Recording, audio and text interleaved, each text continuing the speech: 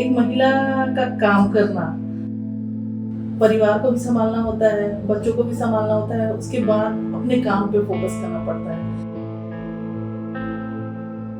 मैंने बच्चों को देखा इतना कुपोषित, जिनके शरीर में एक्जिमा हुआ है। जब अंदरूनी गांव में जाते हैं ना, तो ये जो स्मार्टफोन है वो काम, एंड्रॉइड फोन काम नहीं करते, तो हम जमीन में ऐसे लेट के बात करते थे। एक आईडी ब्लास्ट हुई थी नारायणपुर में, थाना से लगभग 100 गज की दूरी पे, जिसमें हमारे 11 जवान शहीद हो गए थे। जब मुझे पता चला कि वो जवान शहीद हो गया, तो उसका जो आवाज था मेरे कानों में 15 दिन तक वही आवाज। उसके घर में 2 ट्विंस बेबी थी। उनका क्या दोस्त था बताइए? क्या उनको अधिकार नहीं था कि उनके सिर के ऊपर पिता का साया?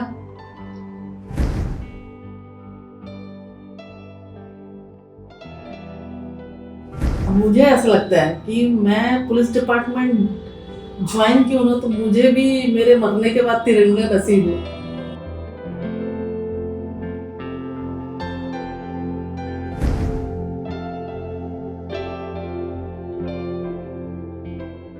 अभी मैं छत्तीसगढ़ के दंतेवाड़ा में हूँ और हमारे साथ आशा सिंह जी हैं। सबसे पहले तो आपका बहुत बहुत स्वागत है हमारे channel sets of rural India में।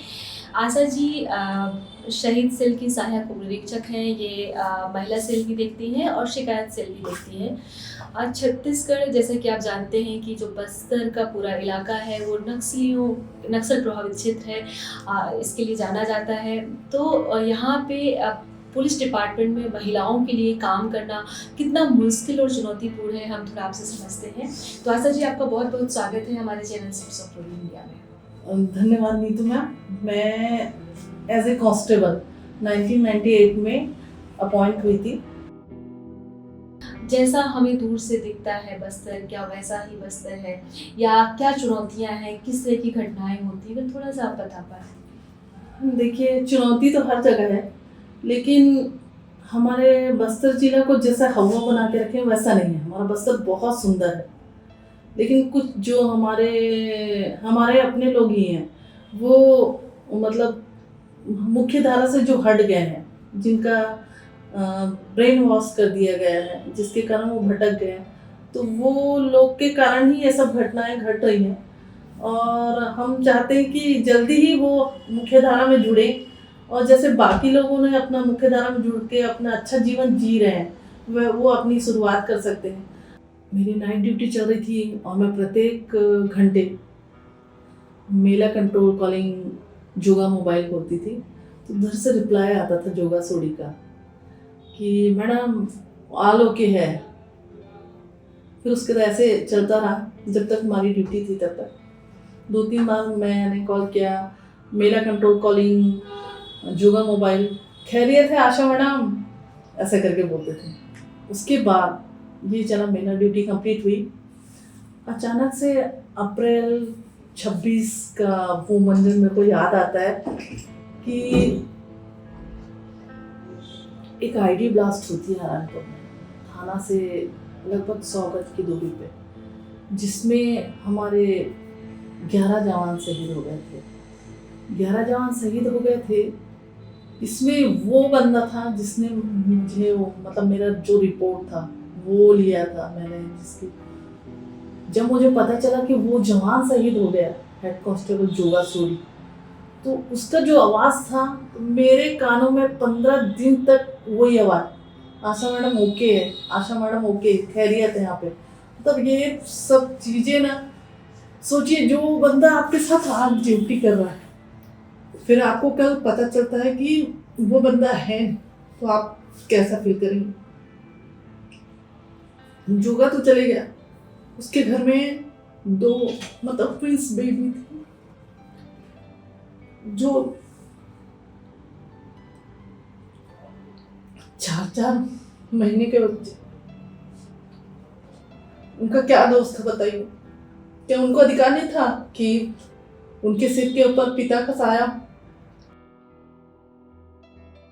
हमारे यहाँ के क्षेत्रों में जो आईडी लगी हुई है उसके कारण बहुत सारी ऐसे घटनाएं घटी जिसकी वजह से हमने बहुत सारे वीर हमारे जो जवान को हम लोगों ने शहादत खो दिया है। शहादत तो कई बार हम लोग चाहते हैं कि ऐसा ना हो, लेकिन जो आईडी लगा हुआ रहता है रोड में कंस्ट्रक्शन के समय, तो उससे ना बहुत हम लोगों ने बहुत सारे जवानों को खो दिया। उस किसी गांव का डेवलप हो रहा है, रोड बन रहा है, वहाँ पे जवान उस आईडी में शहीद हो गए।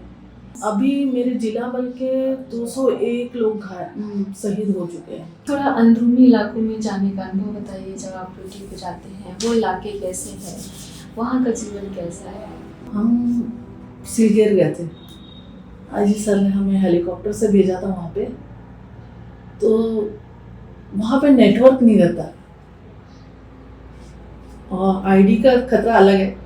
तो हेलीकॉप्टर से हम सीलगेर पहुँचे, वहाँ से हम ट्रेन गए थे। तो वहाँ कुछ सुविधाएं नहीं थी, ना फ़ोन की सुविधा नहीं थी। हम 3 दिन से वहाँ थे, हमारे परिवार से हमारी बात नहीं हो रही थी। बाहर जब अंदरूनी गांव में जाते हैं ना, तो ये जो स्मार्टफोन है वो एंड्रॉयड फ़ोन काम नहीं करते। जो छोटे वाले जो बटन वाले फ़ोन आते हैं ना, तो उसी में हमारा वो नेटवर्क पकड़ता है। BSNL और जियो ज़्यादा अंदर गांव में है। तो हम ज़मीन में ऐसे लेट के बात करते थे कि मतलब दिन में 2 बार बात होती थी कि हाँ ठीक है हम लोग यहाँ पे हैं, ऐसे करके। यहाँ की महिलाओं का जीवन अक्सर प्रभावित होने की वजह से कितना अफेक्टेड है, कितनी मुश्किलें हैं? मैडम देखिए, महिलाओं का लाइफ तो ऑलरेडी संघर्षपूर्ण है, लेकिन हमारे बस्तर की जो महिलाएं बहुत मेहनती हैं, बहुत एनर्जेटिक हैं। वो किसी भी काम को करने के लिए एकदम हमेशा तैयार रहती हैं। हम जैसे हमारी बस्तर फाइटर्स, उसमें भी महिलाएं।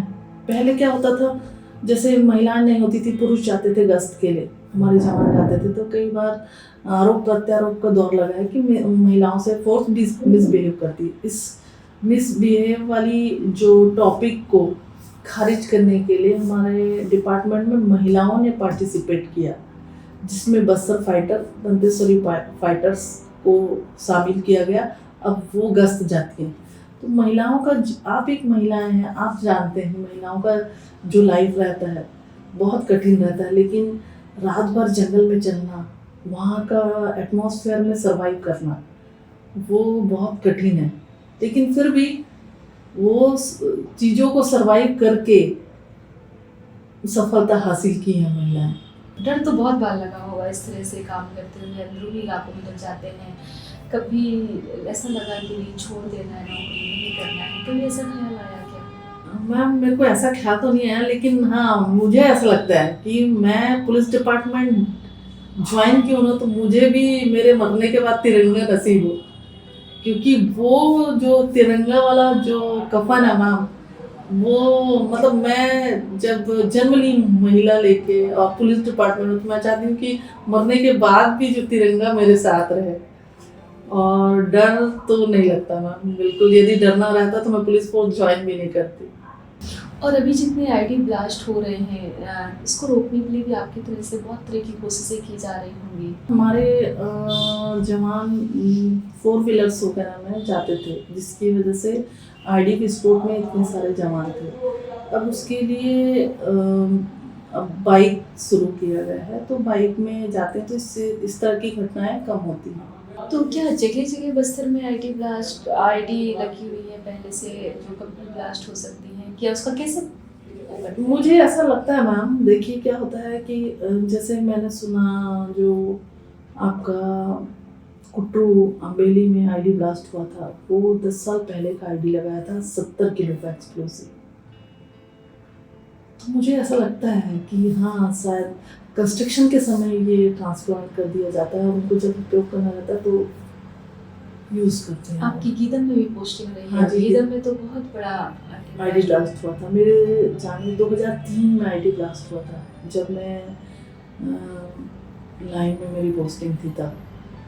तो थाना को लूट लिया गया था, वो भी मंजर बहुत भयानक था। महिला सेल में किस तरह के मामले आते हैं, कैसे? महिला सेल में मैम कभी कभी घरेलू आ जाता है, कभी कभी आपराधिक आ जाता है, और कभी कभी काउंसलिंग वाला रहता है। तो हम उस चीज़ों को उस तरह से डील करते हैं। मान लीजिए हस्बैंड वाइफ का लड़ाई हो रहा है, तो दोनों हस्बैंड वाइफ का अलग अलग काउंसलिंग करती हूँ मैं, और फिर उस चीज़ों को जो हस्बैंड को पसंद नहीं है उस चीज़ों के लिए महिलाओं को मनाना पड़ता है, और जो महिला की बातें पुरुष को पसंद नहीं है तो उसके लिए महिलाओं को समझाते हैं, फिर पुरुष को समझाते हैं। तो इस तरह से सॉर्ट आउट करने का कोशिश करते हैं, और कई रिजल्ट ऐसे आए हैं कि सुलह भी हो गया है। तो बहुत सारी महिलाएं और लड़कियां जिन्होंने पूरी बाहर की दुनिया ही नहीं देखी कि बाहर कैसा है, क्या चल रहा है बाहर, एक ऐसी भी दुनिया हो सकती है, वो उसी जंगल में रह गए हैं। जी, थोड़ा उनके जीवन के बारे में बताइए। मारगुड़ा में एक ऐसा गांव मैंने देखा कि आज हम आज़ादी की 76 ईयर मना रहे हैं, लेकिन वो गांव में मैम मैंने बच्चों को देखा इतना कुपोषित, जिनके शरीर में एक्जिमा हुआ है। सर ने सभी के लिए मेडिसिन लेके गए थे, हम कपड़े लेके गए थे, बर्तन लेके गए थे, बरसात के लिए छाता लेके गए थे, चप्पल लेके गए थे। मतलब एक गांव वालों को देखी ना, मेरे को इतना दुख लगा कि अरे यार हम कहाँ पहुँच गए हैं, कहाँ रहते हैं, बच्चे एकदम कुपोषित।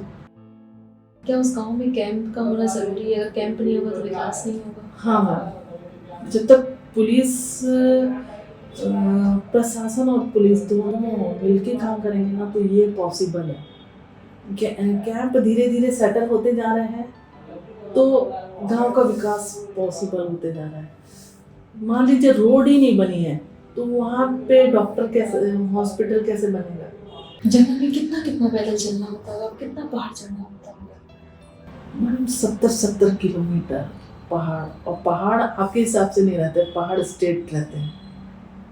तो आपको चढ़ना है, अपना टारगेट जो रहता है उसको कंप्लीट करने के लिए आप 1 पहाड़ी, 2 पहाड़ी, 3 पहाड़ी, और बहुत सारा आपका अपना सामान रहता है। हाँ, वो सब लेके कितना वेट लेके चढ़ते हैं लगभग? मैम देखिए, जब आप अंदर जा रहे हैं तो आपको पानी पर्याप्त मात्रा में पकड़ना पड़ता है। गर्मी के सीजन में तो बहुत समस्या आती है, कई जवानों को डिहाइड्रेशन हो जाता है, लूज मोशन, रात भर की नींद आपकी कंप्लीट नहीं, मतलब चाहे बारिश रहे, तूफान रहे, ठंड रहे, चाहे गर्मी रहे, लेकिन जवान हमारा डीआरजी काम करता है अंदरूनी के इलाकों में। तो उस हिसाब से मतलब 10-20 किलो तो हमारे बैग का ही वेट हो जाता है, हमारा वेपन रहता है हमारे सुरक्षा के लिए। मेरी बहुत सारी शुभकामनाएं आपके साथ, आप बहुत अच्छा काम कर रहे हैं, मैं दिल से आपको सैल्यूट करती हूँ। मैंने 2-3 दिन आपसे मिली, बात की, मुझे बहुत अच्छा लगा कि, और मैं हमेशा से, मेरा अपना मानना है कि महिलाएं जिस प्रोफेशन में होती हैं वो बड़ी शिद्दत से करती हैं। तो आप कुछ कहना चाहते हैं हमारे दर्शकों से? मैं आप सभी दर्शकों से ये कहना चाहूँगी कि महिलाएं किसी से कम नहीं है, उनको भी आना चाहिए पुलिस फोर्स में और अपने देश के लिए सेवा करना चाहिए। Thank you so much Neetu ma'am. Thank you so much.